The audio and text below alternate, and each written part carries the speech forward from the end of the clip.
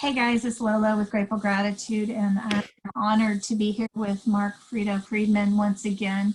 This is installment 3 of what I personally call life support and gratitude. Just a quick recap, if you haven't seen the other videos or you don't know Mark's story, the mid-August, he went into the hospital in very, very dire straits.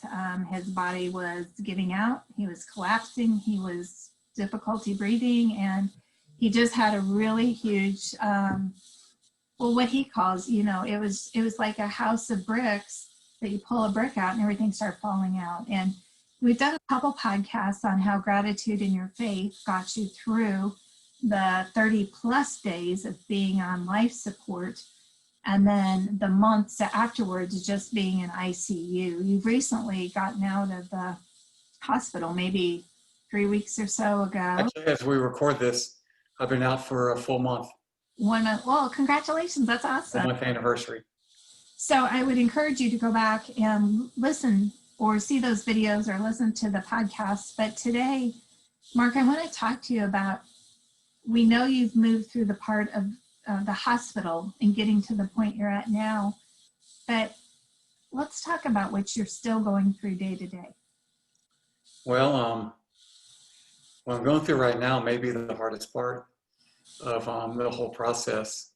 We've talked about that I kept a real good attitude in the hospital. I think, there's lots of reasons for that.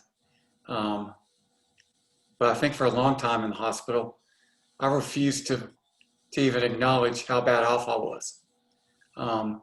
Kept looking for the good, kept looking for, we talked about it, that I would ask, why, ask Lord, why is this happening to me? But I always do it from a positive, what good's going to come from this? Well, now that I'm out, the only good I can think of, and it's not for me to decide either, and I realize that, but the only good I can think of is sharing the message, sharing with other people, and letting them know that you're capable of doing so much more than you think you are. And, I had breakfast with Pastor Jack Graham this morning, and we talked about this. And he said, at some point, it'll be revealed to you why this happened. But he said, I think you're doing a good thing, because it just helps one person or a handful of people. And the thing is, and you can probably tell by, well, maybe not, I'm looking at myself right now. This is hard for me. It is honestly one of the bravest things I've ever done, because Lolo, I don't want anyone to feel sorry for me. I've never wanted anyone to see me weak. And I'm being very vulnerable when I share the story. And one of the things that's happening now that's really odd is I didn't recognize it when I was in the hospital, in ICU for months and months. Now I look back on it and I think, how did I come through? How did I do that? There's no way I could do that.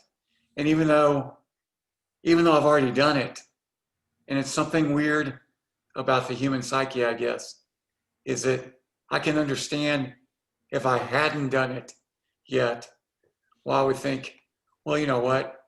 There's no way I could sit in the ICU for 4 months. But I've proven that I can do it, and I look back and think, there's no way. But being able to share the story it's not therapeutic for me by any stretch of imagination. I don't want to think about it. I don't want to think about what I went through. So that's why sharing the story, to me, is really one of the hardest things I've gone through. And believe me, I've gone through some real hard stuff the past few months. But doing these podcast episodes with you. It's very difficult for me. It really is. You know, we just wrapped up a podcast on humbling ourselves. And I think about this walk that you've gone through um, because the Frito pre-hospital that knew, I knew him, he's still there, but was out there doing for everyone. And I know I'm a lot like you. When I had my daughter, I went back to work 12 days after I had her because I didn't think they could do it without me. And yet, I see the walk you went through and how God has equipped you. Because, yeah, if we were having a cup of coffee saying, hey, Mark, do you know that August through December, you're going to be in ICU? I mean, we just wouldn't have ever thought that would happen. But, you know, there's a thing about God putting us on our back to get our attention. And I know God's got such an outstanding ministry that He is developing in you right now to help others. And I'm so proud of you. I just hope that it does help, at least one person. Um, and it does show, once again, I said once again. Um, I've learned that's one of my crutch phrases now, is once again, um, that we are capable of doing what we think is impossible. I was capable of sitting in there and letting the Lord heal me. Um, I'm capable of physically doing things now that I'm home and I have to do them. I'm capable of doing things that I didn't think I could do, especially in the condition I'm in, because I'm still really weak, but I'm having to do, picking things up off the floor, getting around, and I'm kind of forcing myself to do that. That's not brave. That's just getting back to life. What's brave is telling people how weak I am. What's brave is almost like I'm doing right now, breaking down, crying, thinking about what I went through, because when I don't want people to feel sorry for me. And I'm giving this impression that, oh, I went through so much. I did go through a ton. But you know what? You can go through. You can go through it. You can go through the storm. Um, the whole, I walk through the shadows of valley of death. You're walking through. You're walking through the storm. It's not the end. You're going through it, which means eventually there's going to be light at the end of that storm.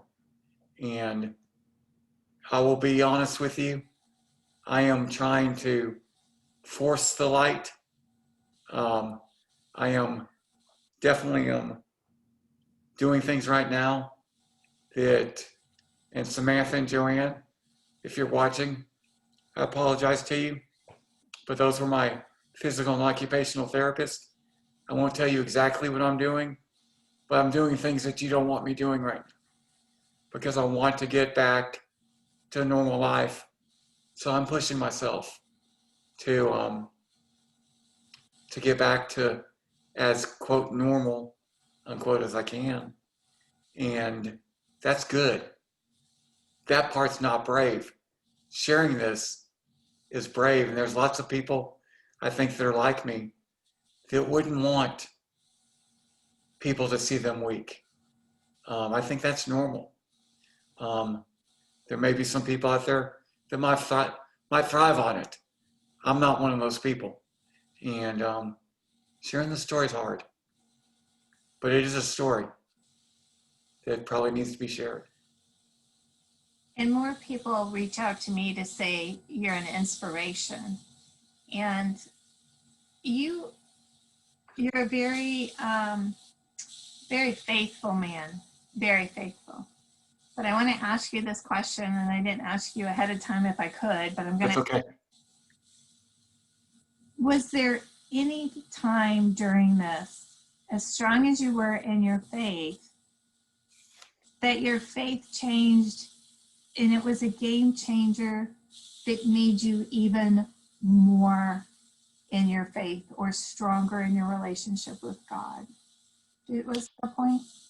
Okay, yeah, let me answer that by going the opposite way first. Okay. There were definitely times, and I think I've said it before, there were definitely times where I felt further away.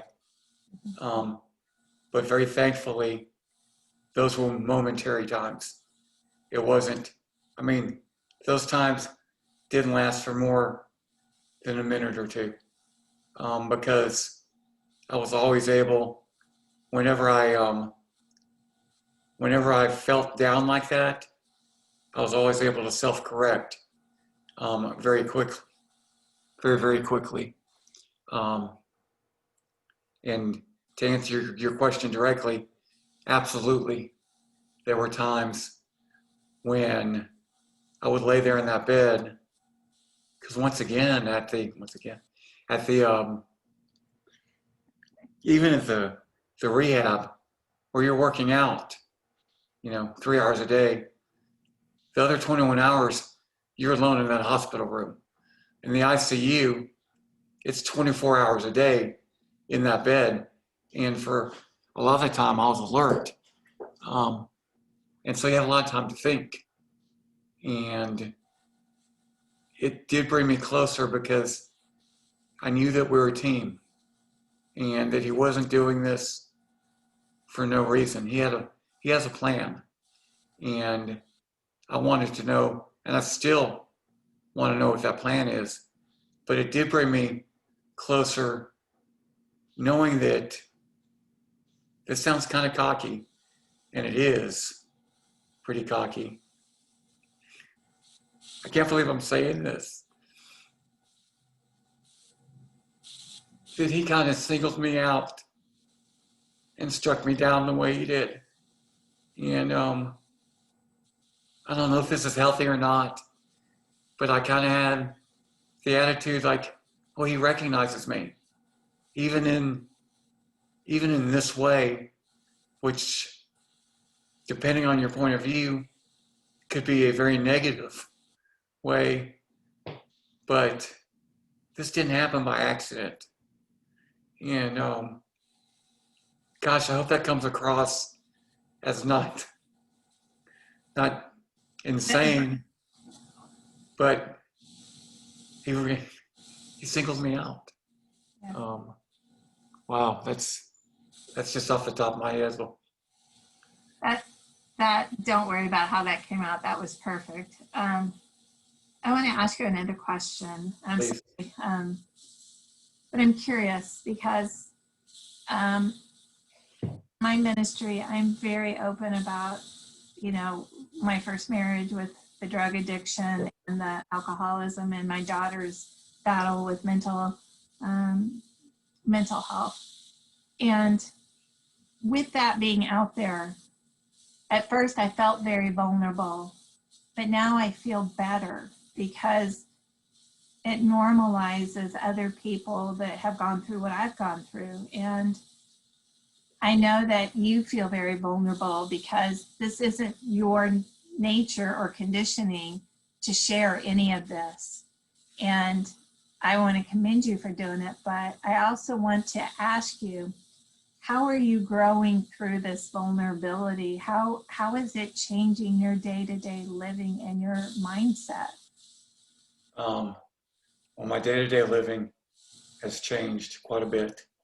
My mindset, I think, has just gotten stronger. Um, my day-to-day living, even though I'm trying to force it to get back to normal, I've got no appetite. I can't sleep. I've got no strength. Um, but the strength's getting better every day. Um, my mindset, though, is as healthy as it's ever been, if not stronger, because I don't know what it is, but something good's going to come out of this. Um, but the day-to-day stuff, Yeah, it's frustrating. It's it's frustrating to the point, like I just said personally to Joanne and Samantha, my therapist, that I'm doing things they wouldn't want me doing just because I'd be really frustrated if I limited myself to the things that I'm allowed to do. Um, and don't get me wrong, I don't think I'm doing anything that's going to risk my life or anything. I'm not being completely irresponsible, but I'm pushing myself quicker and further than the plan, than the than the human plan. Now, there's another plan for me, and maybe that's the plan for me is to be an example of recovering quicker than people think that you could. Um, and it is good to be doing things that I didn't think I could do right now, and other people didn't think I could do. Professionals. That's good for my mindset also.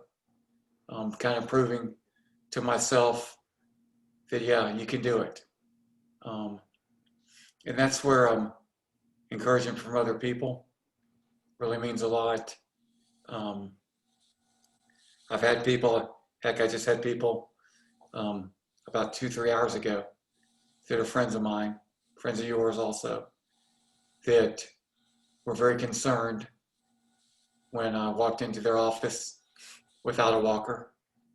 Um, when I said I wasn't going to say this, so Joanne, Samantha, hope you're not listening.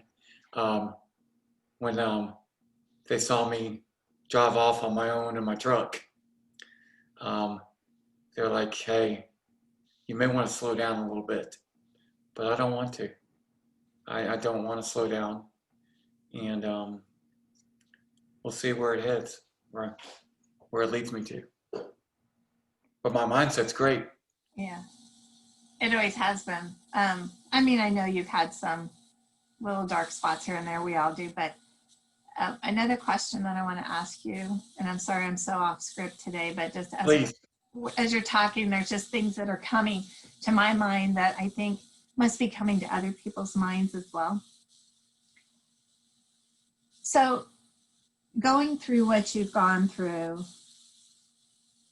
and knowing that Jesus is sitting next to you right now, and he sat with you that whole time, what one question would you ask him? Or besides, why did I go through this? Is there one thing that maybe you would just want to ask or um, say?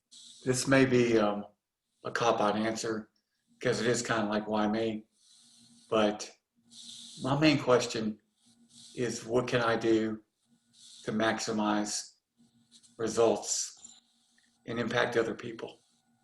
Um, as you know, and this has not changed, when we talk about mindset, one of my um, one of my real passions and goals is to leave a mark and to impact others. So one of the main reasons that I like coaching, heck, I love coaching Special Olympics, is I can at least feel like I'm having, and I'm pretty sure that I am, having an impact on those kids' lives. And I really want to impact other people. And that's kind of selfish of me in a weird way because I get so much out of it. Just the thought that I'm helping others. And so my question would be, how can I maximize that out of this?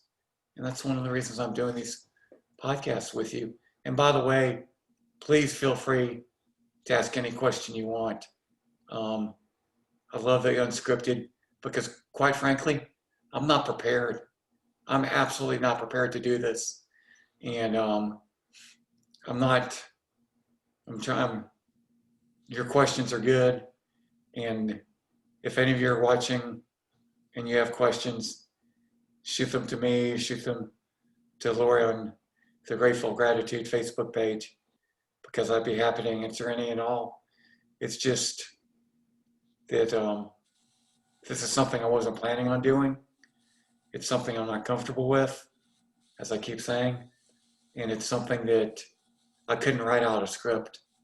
So feel free to ask anything and everything. Well, one piece of advice I want to share with you, because when I first started my ministry, I wanted to know that I was impacting lots and lots of people. And the one thing that I can tell you is you don't know. You really don't. There's no way to count that number. So you just go out there every day and keep doing what you're doing because people are hearing you. Yeah, we do have people who comment and they'll say, when's the next segment? I want to know more. But there's so many more that you're not hearing from, that you're making a difference. And I realize that when you have a ministry, it's not about the numbers. It's just about doing. And I think you're amazing.